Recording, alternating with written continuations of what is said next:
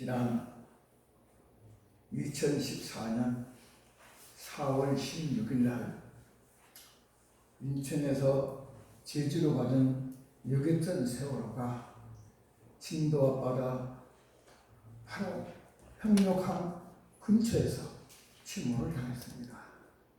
그 침몰의 이유는 지금도 분명하게 구별이 되지 못하고 있습니다. 몇 년 전 그 침몰한 세월호의 현장, 그 실체를 저도 구경을 했습니다. 내부 공사로 인해서 그랬는지 과적으로 인해서 그랬는지는 지금도 확실하게 규명을 못하고 있습니다. 그로 인해서 304명이 희생을 당했습니다. 그리고 그 중에서도 수학여행을 떠났던 다른 유학생들, 교사들까지 합쳐서 248명이 희생을 당했어요. 그때 그 현장을 우리 모두 봤습니다. 정말 절규하는 그 비명소리를 똑똑하게 눈으로 오늘 2시간 동안이나 지켜보았습니다. 그 아픔, 그 비통함, 참으로 그 참담한 모습, 그 모습을 보면서 온 국민은 절감을 했습니다. 과연 우리가 이 나라에서 살아야 될 이유가 무엇이냐?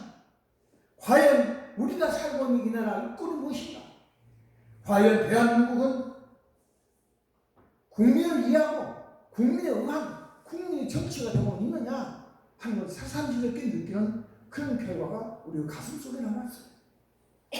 결국 그 분노는 끝이지 않고 결국 촛불 집회로 이어져서 그것이 대통령 처리에 탄핵 사건까지 일어났습니다. 그리고 그 대통령은 그동안 감옥살이를 하다가 얼마 전에 또 이렇게 세상에 나왔어요. 막상 저 같으면 좀 더 자중하고 어떤 것은 겸손한 마음으로 보인 것이 마땅하지 않았을까 하는데도 다시 무엇인가를 행세하려고 하는 그 모습은 그렇게 보기에 좋은 일은 아니었습니다. 그날이 며칠이나 되었다고, 그날이 얼마나 되었다고, 작년 10월 29일 날 밤 6시부터 일등 할로웨이 주제에서 159명이 또 사망을 했습니다. 무려 5시간 동안이나 구조 요청을 했습니다. 그 어디에서도 현장 tab사도 행동에 대한 어떤 지휘권도 활동하지 못했습니다. 나중에 계속해서 그걸 추구하다 보니까 대단하다 핑계를 대다 될 것이 없으니까 거기에 뭐래? 경찰 인력이 없었다. 여러분도 들었을 거예요. 경찰 인력이 없었다는 거예요. 어떻게 해서 없었나? 촛불 집회하는데 무슨 일이 일어날까 봐서 거기 출동시키고 청와대에서 이 용사로 이동시키면서 거기에 출동시켜서 없다는 거예요. 참 가슴 아픈 건 아닙니까? 그것도 좋습니다. 그런가 하면 그렇게 해서 그 젊은 아이들을 일어는 못하고 격리는 못할지라도 어떻게 했어요? 비난했지 않아요. 죄인 취급했지 않아요. 참으로 가슴 아픈 일이었습니다. 저는 이러한 과정들을 보면서 세상에 일은 터졌어도 누구도 진정으로 그 일에 대한 책임감을 느낀 사람은 없구나 하는 생각을 느끼면서 단원고 인솔자였던 교감 강민규 교감 선생님이 떠오르더라고요. 근데 교감 선생님이 어떻게 했습니까? 이렇게 유서를 썼어요. 나만 살아서 미안하다. 나만 살아서 미안하다. 모든 책임은 내게 지어다. 유서를 남기고 진도 봉선운동 나무에 목을 내려서 돌아가셨잖아요. 참으로 안타까운 일이었어요. 그렇지만 책임자라는 그 모습이 진심으로 존경스러웠습니다. 저는 이런 과정을 보면서 찬송가 503장의 찬송이 떠오르더라고요. 한번 여러분 찾아보세요. 503장 찬송. 그런 것은 아니고 제가 잠깐 가상한 말씀을 드리겠습니다. 세상 모두 사랑 없어 맹맹함을 아느냐. 곳곳마다 사람이 없어 탄식 소리 들었어요. 이 찬송 잘 아시죠? 가슴을 여는 찬송입니다. 어떻게 이 현실이 이렇게 이 찬송을 맞아떨어지는지 모르겠습니다. 오늘 본문 말씀 중에 히브리서 10장 23절과 24절을 새번역 성경에서는 이렇게 말합니다. 새번역 성경이라고 하는 것은 요즘 젊은 사람들이 조금 이해하기 쉽게 풀어서 만들었다 하는 성경입니다. 또 우리에게 약속하신 분은 신실하시니 우리는 흔들리지 말고 우리가 고백하는 그 소망을 굳게 지킵시다. 그리고 서로 마음을 써서 사랑과 선한 일을 하도록 격려합시다.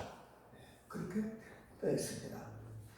여기서 강조하는 격려라고 하는 말은 마음이나 기운을 북돋아서 힘을 얻게 한다 그 말이에요. 마음이나 기운을 북돋아서 힘을 얻게 하는 것이 격려다 한 그 말입니다. 사랑하는 여러분, 격려는 우리의 가정에도 우리 남들의 요양원에도 우리 법칙에도 반드시 이것이 있어야 됩니다. 격려와 위로가 있지 않고는 절대로 행복이 창조될 수가 없습니다. 이제 오늘이 지나면 5월 1일 이후로는 가정의 달이고 또한 격려의 달입니다. 아무쪼록 우리 요양원이나 우리 복지교회나 저와 여러분 모든 가정에 위로와 격려가 충만해서 행복한 5월달을 만들어가는 우리 모두가 되시기를 주의 이름으로 축원합니다. 그러면은 이 격려를 우리가 어떻게 해야 될 것이냐? 언젠가도 그 얘기 여러분 많이 들었을 거예요. 여러분 그 잘 아시는 아인슈타인 물리학 박사가 있지 않습니까? 이 아인슈타인 박사가 4살 때까지 말을 못했다고 그래요. 그리고 7살까지도 자기가 좀 주변을 정리를 못해. 정체가 없어. 한마디로 말하면 좀 못 읽었어요. 그런데 신고를 하나도 못 시킬 정도로 전형에 가까운 아이였다고 합니다. 그 아이를 초등학교에 보내놓으니까 이 학생이 수학은 참 잘해. 그런데 다른 과목은 저거 낙제야. 그래서 초등학교 담임선생 생활기록부에 뭐라고 했냐면은 이 학생은 지적인 어떤 열매도 기대할 수가 없는 아이다. 그러니까 머리 쓰고 뭘 생각하고 연구해서 아무것도 할 수 없는 전능하다고 해요. 그리고 가정통지문에다는 이 학생은 학교 나오는 것이 모두에게 방해만 된다. 차라리 버리지 않는 것이 좋겠습니다. 그렇게 논했어요. 이 통지문을 받은 피아니스트인 그의 어머니가 얼마나 마음이 아팠겠어요.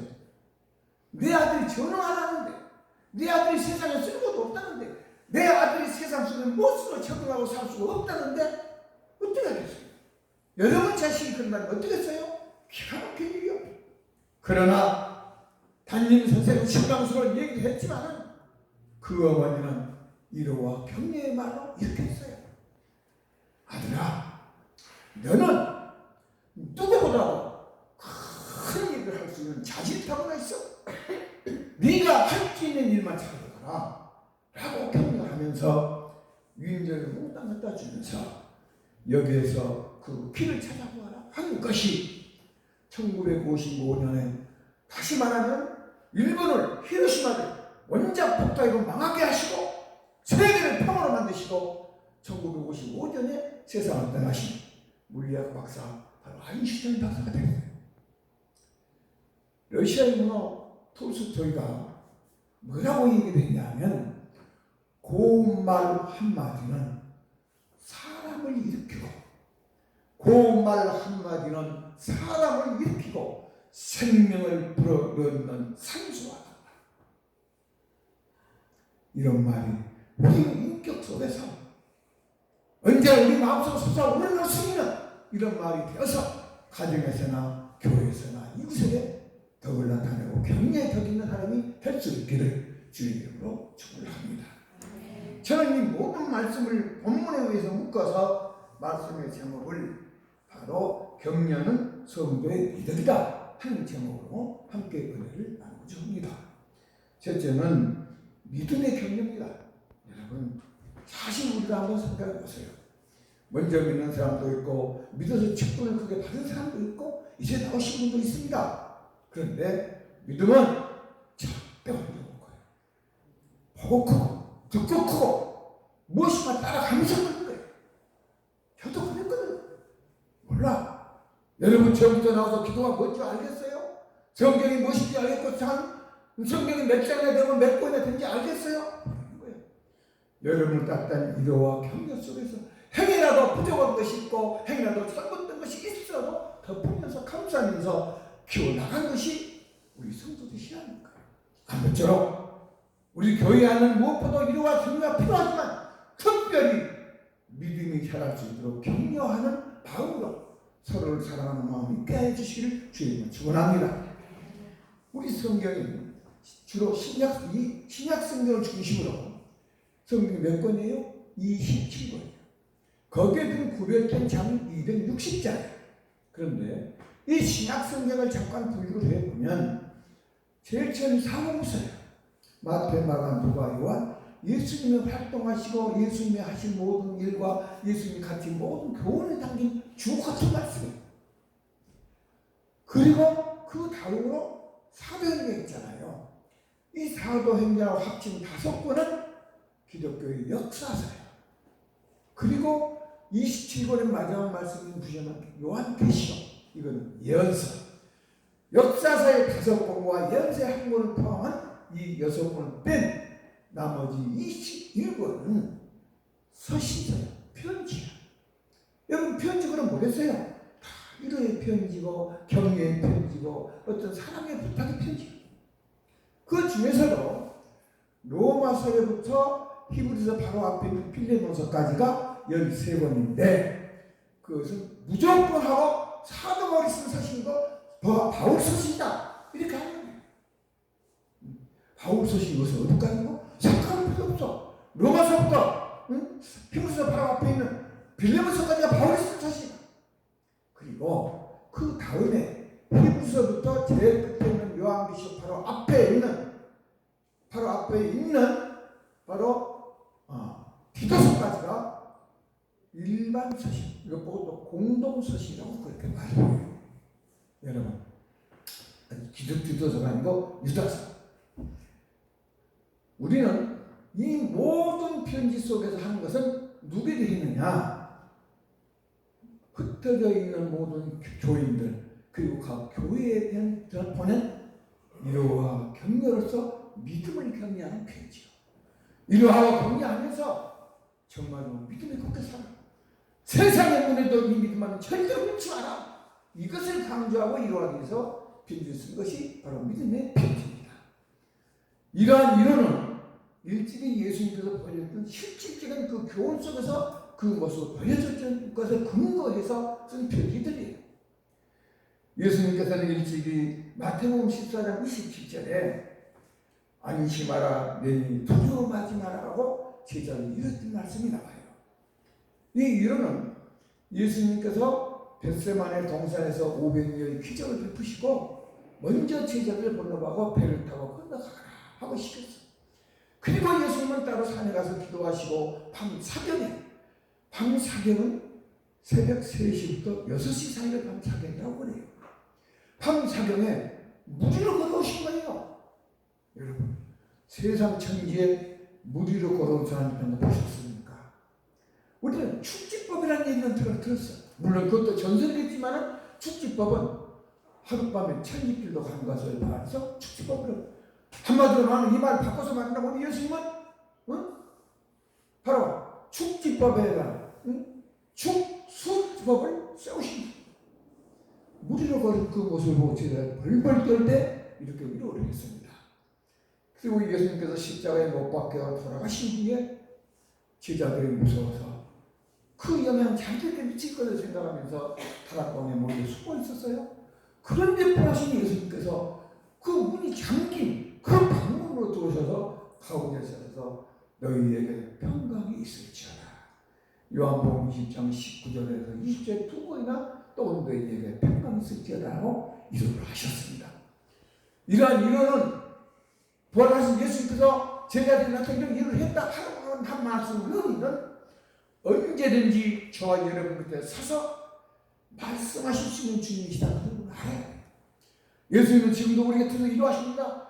앞서서 고생하시는 분도 있고 힘드신 분도 있고 슬픈 일로 당하시는 분도 있고 어려운 분도 있는데 언제나 곁에서 말씀한 주님의 이래로 너희에게 평강이 있을지어다. 안심하라. 내니 두려워하지 말라. 이 말씀 항상 기억하시고 이어받는 그 저와 여러분이 되어야 됩니다. 그리고 예수님께서는 이와 같은 말씀하시는 모든 목적이 나를 믿으라고 하는 의도에서 한다. 믿음은 우리 성도에게 가장 소중한 보물이에요. 믿음이 없으면 이건 아무것도 아니야. 오늘 예수를 믿게 온 거예요.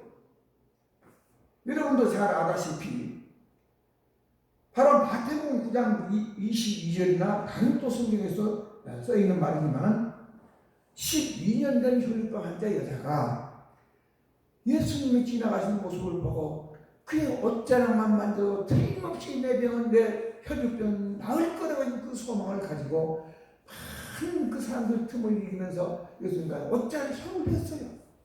그때 예수님께서 즉각 그것을 아시고 그 간절한 믿음을 주님께서 갈파하시고 나라 내 믿음이 너를 구원했으니 평안히 가라. 내 병에서 너여 건강할지어다. 놀라운 축복을 주셨습니다. 그리고 마태복음 8장 7절 이하에 보면 무슨 얘기가 나와요? 가버나움에 한 백부장의 얘기가 나오지 않습니까? 이 백부장이 자기 아이니 중풍이 걸려서 집에 누워서 괴로워하나이다 하고 지나가신 예수님을 붙들고 그 말씀을 얘기하세요. 그러니까 예수님께서 내가 가서 고쳐주리라 그렇게 말한 거예요. 당시의 백부장은 그 지역을 총괄하는 바로 사법부 대단한 권세를 가진 분. 그때 그 말을 들은 백부장이 뭐라고 하면 아닙니다. 주께서 우리 집에 오신 것을 나는 감당치 못하겠사오니 말씀만 하옵소서. 그러면 내 하인이 낫겠다. 깜짝 놀란 게 어떻게 가지고 말만 하면 내 하인이 낫겠다고 믿고 있는 거예요. 그 말을 듣는 믿음을 보시고 바로 마태복음 8장 10절에 예수님께서 뭐라고 그래요? 내가 이스라엘 중에 누구에서 이만한 믿음을 보지 못했다고 칭찬합니다. 여러분 믿음입니다. 이 믿음이 없으면 우리는 하나님을 기쁘게 못한다고 그랬잖아요. 히브리서 10장 6절 믿음이 없으면 하나님을 기쁘시게 못하나니 하나님께 나아가는 자는 반드시 그가 계신 것과 그가 자기를 찾는 자에게 상 주실 이 힘을 믿어야 하지. 믿어야. 로마서 1장 17절에 뭐라 그랬어요? 오직 의인은 믿음으로 말미암아 구원을 얻으리라. 요한복음 11장 25절에 뭐라 그랬어요? 나를 믿는 자는 죽어도 살겠고 살아서 믿는 자는 영원히 죽지 아니하리니 내가 믿는. 그래서 믿음은 천국 열쇠를 여는 바로 하나님 나라는 천국 열쇠가 바로 믿음인 거예요. 이것은 베드로가 만든 천국 열쇠가 아니에요. 베드로가 뭐라고 했어요? 마태복음 16장 16절에 주는 그리스도시여 살아계신 하나님을 알겠습니다. 이 놀라운 믿음의 고백을 보고 내가 너에게 천국 열쇠를 내키려고 예수님이 말씀하신 그 말씀은 이 믿음을 가진 저와 여러분에게도 이 천국 열쇠가 있다는 사실을 믿으시기 바랍니다. 이건 놓치면 아무것도 아니야. 그러면서 이와 같은 결론을 얘기하면서 히브리서 12장 2절에 뭐라고 말씀하여요? 믿음의 주요 온전케 하신 예수를 바라보자. 그럼 그 앞에 있는 기쁨을 위하여 십자가를 참사 부끄러움을 깨지 아니하시더니 하나님 보호자 우편에 앉으셨습니다. 아무쪼록 저와 여러분도 이 믿음으로 하나님 보호자 우편에 앉으신 예수님 곁에 앉을 수 있는 천국 가는 우리 모든 성도가 되시기를 주의 이름으로 축원합니다. 두 번째로는 우리는 사랑과 선행을 경멸해야 합니다. 첫째는 믿음을 경멸하십시오. 그리고 사랑과 선행으로 경멸을 합니다. 24절 서로 돌아보아 사랑과 설명을 격려하며 그렇게 본문에 되어 있습니다. 여러분, 이 말이 뭘 의미합니까? 바로 사랑을 행동으로 표현하는 것이 선행이에요. 선한 일은 이 사랑의 마음을 행동으로 표현하는 것이 선행이라는 거예요. 이것을 증거해 준 얘기가 바로 요한복음 12장 3절 이하에 나와요. 베다니에 마리아라고 하는 여자가 있지 않습니까? 나사로의 마리아가 300데나리온짜리 나도 향유를 쏟아서 예수님 팔에 부었다고 했어요. 그런데 마태복음에서는 머리에 부었다고 나옵니다. 그래서 목사님만은 같은 성경도 여기서는 발에 부었다고, 저기는 벌써 부었다가 해서 내가 이거를 주석 몇 개를 찾아보니까 원래 머리에 붓는 것이 맞아요. 이스라엘 나라에서는 경례가 세 군데 향기를 붓지 않습니까? 왕의 머리에, 제사장 머리에, 선지자의 머리에 부어요. 침식할 때 부어. 그래서 시편 23편 5절에 보면은 원수의 목전에 내가 상을 차려주시고 내 머리에 기름을 바르셨으니 내 잠이 넘치나이다. 그러니까 지금 예수님이 식사하여 자리에 앉아 있어요. 그러니까 마리아가 그 향을 머리에 싹 부으니까 그 옛날에 기렸던 머리에서 향이 바로 떨어지는 모습을 썼을 것이다. 주석의 풀이는 그렇게 됐습니다. 이 말의 의미는 없습니다. 그러나 그렇게 표현했다. 머리에 부은 것이 맞았을 것이다. 그 생각이 필요한 말이에요. 그리고 자기 머리로 그 발을 닦고 모든 자존심이 걸린 자기 머리로 예수님 발을 닦고 왜 그랬겠어요? 예수님 진실로 사랑하기 때문이었어요. 어떤 지도가 어떤 신학자는 이렇게 말했습니다. 만약에 마리아가 예수님 대신 십자가에 설 수 있었고 죽고 자기가 죽고 예수님이 살 수 있었다면 자기 목숨도 내놓을 수 있는 믿음이었다고 했어요. 그 사랑이었다. 그래서 우리 기독교는 사랑의 종교예요. 그런데 예수님을 사랑하지 않는 다른 무단 어떤 반응을 일으켰어요? 보이지 않게 비난질하고 허비라고 안 좋은 걸 하잖아요. 그러나 예수님께서는 마리아의 행동에 단번에 그 행동 속에 예수님의 그 사랑의 눈빛을 예수님께서 보신 거예요. 그리고 이 가룟유다의 힐란을 막으면서 가만둬라. 그는 참으로 내게 좋은 일을 했다. 나의 장례를 미리 준비한 일이 잖다. 그렇게 말했어요. 300데나리온의 향료는 오늘날로만 3,600만 원짜리야. 3,600만 원짜리 그 향료 하나를 뺏는 거예요. 여러분, 기독교는 사랑의 종교입니다. 교회는 사랑의 연합입니다. 교회에서는 사랑을 받고 교회에서는 사랑을 베풀 뿐만 아니라 배워서 우리 그리스도인이 어디를 나가든 간에 우리 곁에는 언제나 사랑이 따라다녀야 돼. 미움이 따라가는 것이 아니고 사랑이 따라다녀야 돼. 이것을 가르치고 배운 것이 무엇인 겁니까? 먼저 나온 사람들이 가르치고 배워야 되는 거예요. 교회라고 하는 교육이 없습니다. 다만 모든 칭찬이라고 하는 것은 설성소견의 의미가 있는 것이 아니라 중요한 의미가 있어요. 우리에게 권사를 준 것은, 우리에게 목사를 준 것은, 우리에게 장로를 준 것은 먼저 보여라, 먼저 행해라, 먼저 칭찬해라.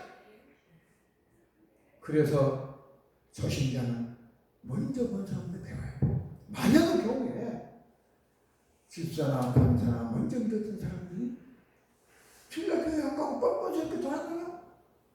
아픈 일이 아프다 안 해요? 그렇다면 그것 보고 배워요. 배웁니다. 저 사람은 교회 직분자고 어려운 교회 다니는 사람들 알고 있네. 만날 동료하고 싸워. 입만 열면 누군가 비난하고 헐뜯고 비방하고 그런 사람 해. 보고 배웁니다. 보고 배워요. 반대로 그 권사님만 만나면 그렇게 편하네. 그 장로님만 만나면 하는 것만 예쁜 짓만 해. 그 목사님만 보면 얼굴에 그냥 사랑이 탁 담겨있어. 그것도 배운 겁니다. 여러분, 우리는 이런 격려를 향하고 베풀어서 내게 온 사람이 사람과 실천을 이어갈 수 있도록 지켜나가는 것이 우리 교회의 조직 자체입니다. 그러나 뭐면 해도 가장 진실한 우리의 격려는 사람에게 있는 것이 아니에요. 우리 주님한테 있어요. 성경에 가장 우리에게 소중한 격려요 이런 말씀이라는 사실 잊지 마시기 바랍니다. 그래서 빌립보서 4장 6절 7절에 뭐라고 했어요? 빌립보서 4장 6절 7절에서 6절 7절에 보면은 내가 급하게 말하니까 첫째가 기억나면 아무것도 염려하지 말고 다만 모든 일에 기도와 간구로 너희 구할 것을 감사함으로 하나님께 아뢰라. 그리하면 모든 지각에 뛰어난 하나님의 평강이 너희 마음과 생각을 지키시리라. 그렇지 않아요? 그 말이 뭔 말이에요? 기도해라고 해요. 여러분 답답하십니까? 힘듭니까? 감사함으로 기도하시기 바랍니다. 맨날 질질짜고 울면서 원망하고 그런 기도 말고 내가 서로 다리가 꺾어졌으면 이 목숨 걸어가지 하시면 감사하시기 바랍니다. 실패했으면 앞으로 기회가 줄 줄로 믿고 감사하시기 바랍니다. 하나님 감사를 통해서 역사하시고 10편 50편 15절에 뭐라 그랬어요? 환난 날 나를 부르라 내가 너를 건지리니 내가 나를 영원한 자 하라. 역대서 23장 10절에 뭐라 했어요? 내가 가는 길에 그가 하시나니 그가 나를 달려내면 순금같이 내어 나오라고 말씀했어요. 로마서 8장 18절에 뭐라 했어요? 현재의 고난은 장차 우리에게 나타나는 영광과 속에 비교할 수 없느니라. 그 내용 네 가지에서 그 두 가지가 목적. 첫째는 기도하고 믿음. 기도하고 믿으라는 겁니다. 여러분 이것이 가장 우리의 소중한 경영인 줄 알고 아무리 어렵고 힘들어도 이 믿음으로 살아가시길 바랍니다. 그 마음을 열어주는 101가지라고 하는 책이 있어요. 제가 그 책을 보니까 그 안에가 참 재밌는 글이 하나가 있어요. 그 베스트셀러 참 일가 됐던 책인데 어느 그 기독교인 부부가 어느 휴일날 아침에 편안하게 참 이렇게 편안하게 하룻밤을 자고 아침에 제가 두 부부가 일어나서 아침에 앉아서 무릎을 꿇고 찬송을 하나 하고 그리고 손잡고 기도를 하는 거예요. 그래서 다 기도를 하고 오늘 또 행복하게 주십시오. 주님을 믿는 것 때문에 어떤 어려움도 있을 게 아니지 감사합니다. 다 이렇게 기도를 하고 그리고 이제 일어나면서 그 남편이 싹 펴면서 주여 우리 가정에 천국을 주신 것을 감사합니다. 그러고 그랬어. 그런데 부엌으로 가려던 자기 부인이 남편이 그런 소리를 외치는 그 말을 듣는 순간에 성령께서 그 마음이 쇼키만 잡아준 거예요. 너도 다른 사람에게 그 천국을 나눠줘라. 이거는 하나님 시켜같이 머리에 쭉 찍히는 거예요. 그래서 돌아와서 남편에게 큰 얘기를 하는 거예요. 여보, 우리가 느끼고 경험하고 살고 있는 이 현실을 우리도 누구인가 나눠주면서 합시다. 그렇게 해서 그렇게 하자. 어떻게 할까? 그럼 그래서 기도해 봅시다. 그리고 기도 제목을 놔뒀어. 그리고 며칠 있다가 어느 점심시간에 식당을 가는 미국은 거기가 식당 가서 식사를 하더라고.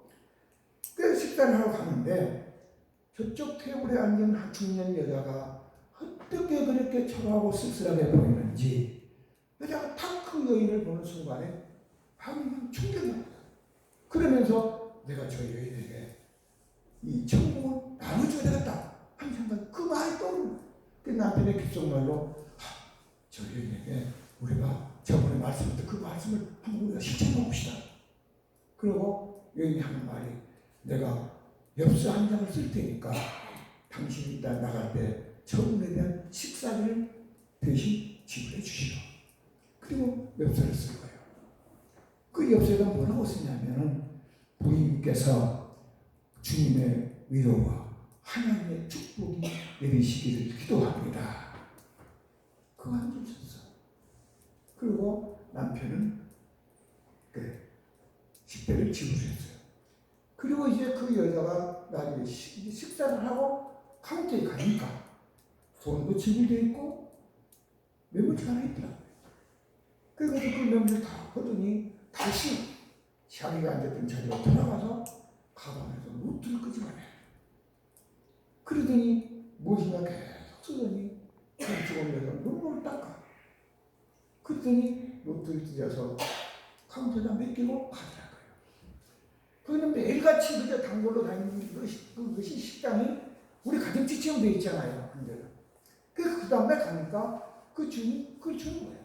딱 보니까 그 여자가 쓴 메모리가 뭐라고 되어 있냐면 누군지 모르는 천사님께, 누군지는 모르시지만 천사님께라는 제목을 붙였었는데 저는 오랫동안 교회를 다녔습니다.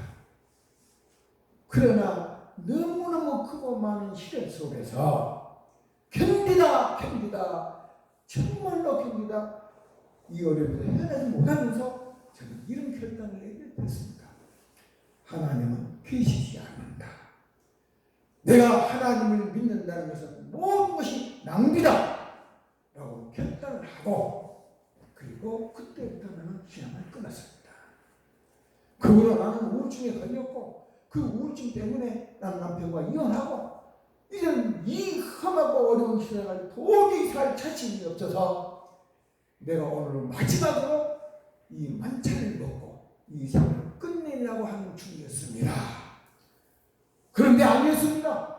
하나님 살아계신 그 하나님은 천사를 병사된 당신을 나에게 보내서 나를 다시 찾아주셨습니다. 나를 다시 찾아주신 그 하나님, 이제는 믿지 않고 끝까지 그 믿음으로 살겠습니다. 당신은 진실로 하나님께 보내신 천사입니다. 이 놀라운 글을 써놨다는 거예요. 여러분, 사랑과 선행이 무엇이겠습니까? 이것을 가르치는 말씀으로 예수님께서는 삼성복음의 마태복음 5장 16절에 너희 빛을 사람 앞에 비치게 하여 그들로 너희 착한 행실을 보고 하늘에 계신 너희 아버지께 영광을 돌리게 하라고 말씀했습니다. 아무쪼록 우리 복지교회가 이런 사랑과 헌신과 정말로 이루가 되는 그런 정말 큰 아름다운 교회가 되시기를 주님으로 축원합니다. 마지막으로 격려하고 마지막으로 우리가 해야 할 것은 바로 모이는데 힘쓰는 그러한 교회가 되어야 됩니다. 어떤 사람들이 습관처럼, 새 성경책 번역입니다. 어떤 사람들이 습관처럼 우리는 모이기를 그만하지 말고 서로 격려하여 그날에 가까울수록 더욱 힘써 모입시다. 그렇게 되어 있어요. 이 말을 저는 이렇게 생각이 가더라고요. 만약에 내가 주일날 교회에 가지 않으면서도 전혀 가책이 없다든지 그런 생각으로는 절대로 갖지 말고 오늘 주님이 혹시 오실 수 있는 날이다 하는 그 마음으로 교회를 가야 되는 것이 진짜 우리의 신앙입니다. 그 한 말씀이 또 그렇게 살라고 하는 말씀으로 이 말씀이 받아들여졌습니다. 여러분, 요즘 신앙이 얼마나 잘못된 것으로 흘러가고 있습니까? 한마디로 말하면 지금 무교회주의자가 얼마나 많은지 몰라요. 무교회주의. 신앙은 갖고 싶은데 저희는 교회가 없이잖아요. 그러니까 숫자 파악도 못하고 한 사람이 10번도 등록되고 100번도 등록될 수 있어요. 그런가 하면 무예배주의가 느껴지잖아요. 텔레비전 보면 되는 거예요. 한번 생각해 봅시다. 이것이 어찌 신앙생활이 되겠습니까? 신앙생활 아닙니다. 예수님에서 알것은 몰라도 나는 받기만 하는 그런 어떤 욕심꾸러기인 그런 신앙이 될지 몰라도 진실로 주님을 사랑하고 진실로 주님을 살겠다고 하는 헌신적이고 베풀 수 있는 그런 신앙은 절대 우리에게 있을 수가 없어요. 그래서 초대교인들이 어떻게 했습니까? 사도행전 2장 41절 이하에 보면은 날마다 성전에 모이기를 힘썼다고 그랬어요. 모이기를 힘쓸 뿐만 아니라 모여서 함께 음식을 나누면서 사랑 교제를 했어요. 그런가 하면 참여를 했다고 이 참여는 하나님께 예배드리는 걸 말해. 날마다 끊어지지 않는 예배를 드렸어. 그것은 천국이었어. 그것은 세상 사람들이 얼마나 그들을 부러워 칭찬이 몰라요. 그래서 그 부원자가 날마다 계속적으로 많아졌다고 말씀을 하고 있어요. 교회는 우리가 주일날 교회 가는 것이 목적이 아닙니다. 교회 가는 것이 목적이 아니고 우리가 지금 모여서 하나님을 예배드리는 것이 목적이에요. 그렇다면 어떻게 모여서 함께 찬송하지 아니하고 함께 기도하지 아니하고 함께 교제하지 아니하고 하나님께 바친 것 없이 그것이 어떻게 예배가 되고 그것이 어떻게 구원이 오래요 축복이 될 수가 있겠습니까? 그래서 우리는 가장 교회가 중요한 것은 모이는 것이 제일 중요한 것이고 이 일을 위해서 전력을 다해서 함께 노력하고 힘쓰는 것이 바로 저와 여러분의 모습을 잊지 마시기 바랍니다. 그래서 많이 모이기 위해서 우리가 오후에 전도도 가고 많이 모여서 평소에 아는 사람 찾아가서 늘 계속적으로 관심을 갖고 선행으로 또한 모든 사랑으로 모든 협조로 교육을 만들려고 애쓰고 전도를 애쓴 것이 우리 모습이야. 여러분 이런 모습을 가져야 돼요. 그래서 우리는 모든 성도 간에 항상 공감하는 마음을 가져야 됩니다. 성도의 가장 큰 위로는 공감하는 거예요. 우는 자와 함께 울고 즐거워하는 자와 함께 즐거워하고 있습니다. 우리는 어떤 사람이 아프면 위로해주고 우리는 가르치거나 책망하거나 이건 절대로 안 됩니다. 우리가 옆에서 읽어보면 여기 유난 친구 세상 있지 않아요? 그 애들이 어떻게 했어요? 맨날 그 괴롭다는 놈한테 그저 격려고 이래가 아니라 책망하고 가르치려고만 하잖아요. 그래서 여기 한마디 된소리 하잖아요. 오히려 멸망하기를 인도하고 있다. 잘못된 길을 인도하고 교만한 길을 인도하고 있다. 라고 하면서 책망을 합니다. 여러분 바로 진정한 위로는 공감하는 겁니다. 함께 아픔에 아픔을 위로하고 우리가 그래서 안 나오면 전화도 하고 그리고 또 우리가 방문도 하고 또 만나면 기쁘게 반갑게 인사하고 어떤 일이 있으면 무슨 일이냐 물어보고 그런 관계를 이루어져야 되는 것이 아무쪼록 우리는 이런 교회가 되어야 됩니다. 우리가 성경 66권 전체를 통으로 두고더라도 위로의 대가라고 꼽을 수 있는 사람을 뽑아간다면 사도 바울이야. 사도 바울이 얼마나 이런저가 다르냐는 말할 것도 없는 그 증거가 13권의 성경이야. 그런데 이 13권의 성경은 자기가 개척했던 교인들이거나 자기가 복음 사역을 하는 과정 속에서 동역하고 헌신하고 뗄 수 없는 관계를 가졌던 믿음의 사람들이에요. 그 사람들에게 그렇게 위로하고 있는데 이런 훌륭한 바울을 만난 사람이 누굽니까? 바나바야. 우리 김 목사님 바나바 얘기 잘 하잖아요. 바나바가 아무쪼록 우리는 바나바 같은 사람이 되어야 된다고 잊지 마시기 바랍니다. 바나바는 어떤 사람이냐? 바나바는 예수님의 3년 동안 가르침 받지 않았어요. 제자 아닙니다. 따라다니지 않았어요. 사도도 아니에요. 그런가 하면 집사도 아니야. 집사도 아니야. 언제 예수를 믿었느냐? 바로 오순절 때입니다. 예수님이 바로 약속한 성령 강림주일에 120문도가 기도할 때 성령 받았던 사람들과 그 영향으로 그에서 성령 받고 말씀을 복음을 짓고 있던 사도들의 말씀 속에서 깨어진 자가 300여 5천명이 일어났던 그 기적 속에 깨었던 사람이 바로 바나바예요. 그래서 사도행전 4장 26절인가 거기에 보면 27절에 드디어 처음으로 바나바가 자기 밭을 팔아서 사도 앞에 뒀다는 얘기가 등장해요. 여러분 그리고 그 모습을 보면 얼마나 그 모습이 부러웠던가. 아나니와 삽비라가 바나바처럼 밭을 바치고 칭찬받고 싶어서 했다가 밥한 번 반은 숨겨놨던 것 때문에 죽었지 않아요. 그때 이런 사건. 그리고 바나바가 사실상 사울이 다메섹에서 예수를 만나고 그렇게 깜짝 놀란 은혜를 체험을 하고 복음전도를 했지만 누구도 그걸 가까이 한 사람도 없고 그를 신뢰한 사람이 없었어. 그런 사도 바울이 처음으로 사도행전 9장 27절에 보면 처음으로 사울을 데려다가 예루살렘까지 가서 사도들에게 소개시켜. 이분은 옛날에 이렇게 살았지만은 여러분들은 잘못 좋지 않게 인식하고 있겠지만은 그 사람은 이제 알다. 예수님을 만나고 몰라도 담에서도 얼마나 복음을 전다고 하는지 모르는 그 사람을 우리가 데리고 왔다 하고서 최초로 사울 소개준 사람이